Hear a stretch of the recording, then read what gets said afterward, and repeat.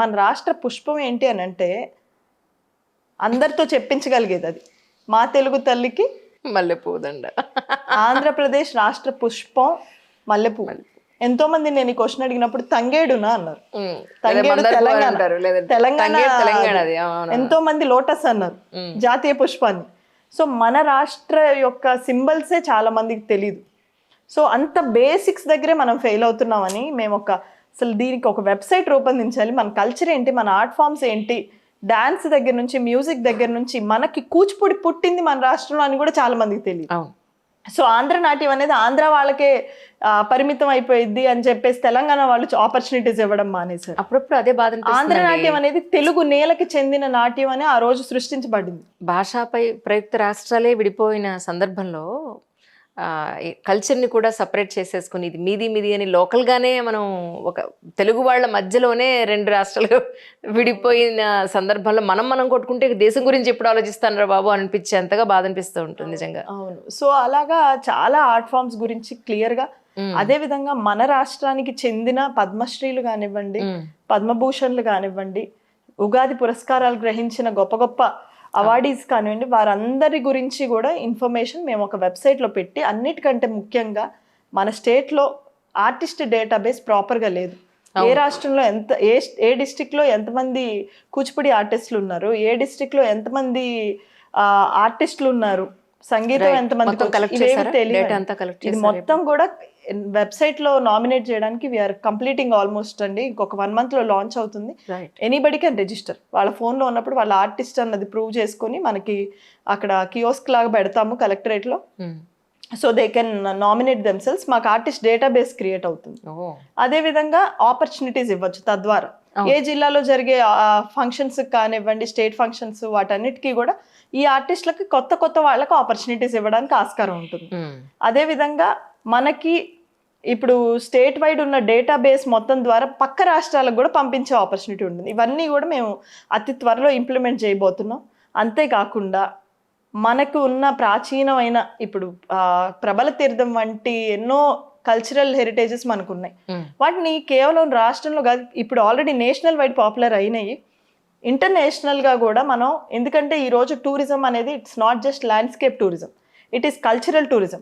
They are coming back to any country. ఆ culture ఏంటి, ఆ పీపుల్ జీవన విధానాలు ఏంటి, వాళ్ళ తిండి ఏంటి అన్నది తెలుసుకోవడానికి ఎక్కువ ఇష్టపడుతున్నారు. సో ఆ కల్చర్ వైజ్ టూరిజం బిల్డ్ చేయడానికి కూడా ఇలాంటివన్నీ ఇంటర్నేషనల్ వైడ్ గా తీసుకెళ్లాలి అన్నది మా సార్ ఎప్పుడు మాకు నేర్పించిన ఆలోచన ఏంటంటే, don't think local, think locally, act globally అని. సో ఆ విధంగా కార్పొరేట్స్ తో టైఅప్ అయి ఒక art form, dying art form ని రివైవ్ చేయడం కానివ్వండి, ఈ విధంగా అన్ని ఆర్ట్స్కి, ఆర్ట్ ఫామ్స్కి, ఫెస్టివల్స్కి పూర్వ వైభవం తెచ్చి ఆంధ్రప్రదేశ్ని ఖచ్చితంగా గ్లోబల్ మ్యాప్లో in terms of development Chandrababu గారు పెడుతూనే వారికి ఉన్న విజన్ ఏంటంటే కల్చరల్గా కూడా మనం ముందుకు తీసుకెళ్ళాలి, కల్చరల్గా కూడా గ్లోబల్ మ్యాప్లో పెట్టాలి.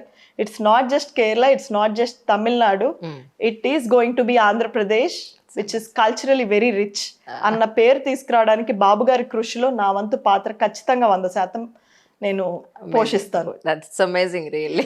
మీ కాన్ఫిడెన్స్ చెప్తోంది మీరు ఎంత పర్ఫెక్ట్ గా పనిచేస్తారు అనేది. That's so nice really, that's so nice. Tejaswi garu, మరి ఈ 1 year గా మీరు ఏం చేశారు, మీ రిఫార్మ్స్ ఏం తీసుకొచ్చారంటే ఏం చెప్తారు? ఎన్నో ఇయర్స్గా స్టాగ్నెంట్గా ఉందండి ఈ కల్చర్ కమిషన్ ఏదైతే ఉందో. గవర్నమెంట్లో ప్రతి ప్రోగ్రాంలో ఇన్వాల్వ్ అవ్వాల్సింది కల్చర్ కమిషన్, కానీ పెద్ద రిఫార్మ్స్ రాకుండా జరుగుతూ పోతుంది. దాంట్లో ఏంటంటే మెయిన్గా నేను అబ్జర్వ్ చేసింది, నేను ఇందాక చెప్పినట్టు డిఫరెంట్ కేస్ స్టడీస్ అన్ని రాష్ట్రాలకి తిరిగి చదవడం జరిగింది. అందులో భాగంగా కర్ణాటకకి వెళ్ళినప్పుడు చిత్రకళా సంతే అని 25 years నుంచి జరుగుతుంది. ఆల్మోస్ట్ ఒక 1500 members ఆర్టిస్టులు వచ్చి రోడ్డు మీద వాళ్ళ ఆర్ట్ని ఎగ్జిబిట్ చేస్తారు. అక్కడికి నేను వెళ్ళినప్పుడు చూసింది ఏంటంటే, శ్రీకాకుళం నుంచి, వైజాగ్ నుంచి, విజయవాడ, రాజమండ్రి, ఇంకా మనకి ధర్మవరం నుంచి అనేక ప్రాంతాల నుంచి వచ్చి మన తెలుగు వాళ్ళు అక్కడ ఆర్ట్ ఎగ్జిబిట్ చేశారు. మీరేంటి శ్రీకాకుళం నుంచి, వైజాగ్ నుంచి ఇక్కడికి రావడం బెంగళూరు కంటే చిన్న విషయం. పెద్ద పెద్ద పెయింటింగ్లు, అవి దాదాపు ఒక కారు నిండా సరిపోయాయి పెయింటింగ్లు తీసుకొని రావడం, మనుషులు రావడం ఈజీ. ఆ పెయింటింగ్లు అన్ని ఇక్కడ వరకు తీసుకొని రావడం ఎందుకండి అంటే, వాళ్ళు చెప్పిన మాట నాకు చాలా బాధేసింది. ఆంధ్రప్రదేశ్లో మాకు ఇంతవరకు మా ఆర్ట్ని ఎగ్జిబిట్ చేసే ప్రాపర్ ప్లాట్ఫామ్ దొరకలేదు మేడం. కేరళలో ఎప్పుడు జరిగిద్ది ఆర్ట్ ఎగ్జిబిషన్, గోవాలో ఎప్పుడు జరిగిద్దా, కర్ణాటకలో ఎప్పుడు జరిగిద్దా, ఢిల్లీలో ఎప్పుడు జరిగిద్దా అని మేము వెతుక్కొని అక్కడికి వెళ్ళాల్సిన పరిస్థితి మాది అన్నారు. ఆ రోజు నేను డిసైడ్ అయ్యాను, when I'm in this seat it's not just for my state people, పక్క రాష్ట్రాల నుంచి మన రాష్ట్రానికి వచ్చి ఆర్ట్ ఎగ్జిబిట్ చేసి ఒక ప్లాట్ఫామ్ క్రియేట్ చేయాలని నేను అప్పుడు వెంటనే ఛార్జ్ తీసుకున్న వెంటనే అనుకోవడం జరిగింది. విత్ ఇన్ 3 months మన రాష్ట్రంలో రాజమండ్రిలో అమరావతి చిత్రకళా వీధి అనే ఒక ప్లాట్ఫామ్ ఇచ్చి 550 మంది ఆర్టిస్టులు, 100 మంది కూడా రారు అని స్వయంగా ఎంతో మంది చెప్పారు, 100 మంది కూడా రారండి, ఎవరు పెట్టరండి అని. 550 మంది ఆర్టిస్టులు 6 రాష్ట్రాల నుంచి వచ్చి మన స్టేట్లో ఆర్ట్ ఎగ్జిబిట్ చేయడం ఆ రోజు చాలా హ్యాపీగా అనిపించిందండి. ఎందుకంటే ఏ స్టాల్కి వెళ్ళినా వాళ్ళు చెప్పిన మాట ఒకటే, మన రాష్ట్రంలో మన నేలపైన మా ఆర్ట్ని ఎగ్జిబిట్ చేసి రాజమండ్రిలో చాలా హ్యూజ్ క్రౌడ్ వచ్చింది. ఒక్కరోజు సరిపోదని, అది 2 kilometers స్ట్రెచ్ అండి, రోడ్డు మీద, జైల్ రోడ్లో అది పెట్టడం జరిగింది. ఆ 2 kilometers స్ట్రెచ్ అందరూ కవర్ చేయలేకపోయారు. ఈసారి ఖచ్చితంగా 2 days పెట్టాలి అని రిక్వెస్ట్ చేస్తున్నా, వీఆర్ డూయింగ్ దట్.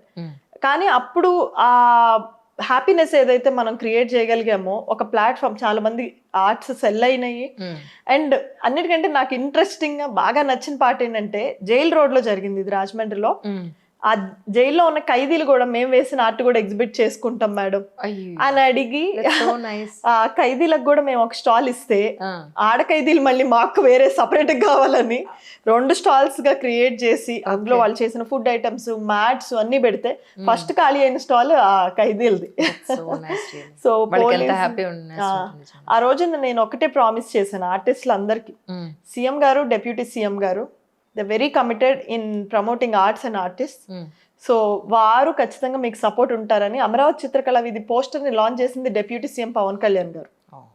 అండ్ స్వయాన మన ముఖ్యమంత్రి వర్యులు నారా చంద్రబాబు నాయుడు గారు తన స్వహస్తాలతో కుంచె పట్టుకొని ఒక క్యాన్వాస్ పైన ఆర్ట్ వేయడం జరిగింది. ఇది స్పెసిఫిక్గా ఎందుకు చేశారంటే, ఆర్టిస్టులందరికీ ఒక్క కుంచె గీతతోటి గౌరవాన్ని పెంచారు రాష్ట్రంలో ఉన్న ప్రతి ఒక్కరికి. ఎందుకంటే ఒక ముఖ్యమంత్రి ఒక క్యాన్వాస్ పైన ఆర్ట్ వేయడం అనేది చిన్న విషయం కాదు. అదేవిధంగా పెమ్మసాని చంద్రశేఖర్ గారు కానివ్వండి, హోంమంత్రి అనిత గారు కానివ్వండి, కందుల దుర్గేష్ గారు కానివ్వండి, వీరందరూ కూడా సపోర్ట్ చేస్తూ మనకి ఈ ఆర్ట్ని వారు కొంచెంతో వేసి, బాబు గారు అన్నారు ఎప్పుడో చిన్నప్పుడు వేసానమ్మా మళ్ళీ ఈరోజు పెయింటింగ్ వేస్తున్నారు. అది మేము చిత్రకళా వీధిలో రఘురామకృష్ణరాజు గారు వచ్చినప్పుడు, సార్ మరి మన స్టేట్ ఆర్కిటెక్టే ఒక పెయింటింగ్ వేశారు సార్, అది వేలం పెడదాం అని అడిగితే ఇమీడియట్ గా ఆయన 1,10,116 ఇచ్చి అది కొనేశారు. కొంటే దాన్ని P4 మోడల్ కి మేము వినియోగించడం జరిగింది. సో అలాగా అది I can call it a biggest achievement అండి. ఎందుకంటే ఒక యాన్యువల్ ఈవెంట్ మేము క్రియేట్ చేసుకోగలిగాము. అదేవిధంగా తర్వాత విజయవాడ ఉత్సవానికి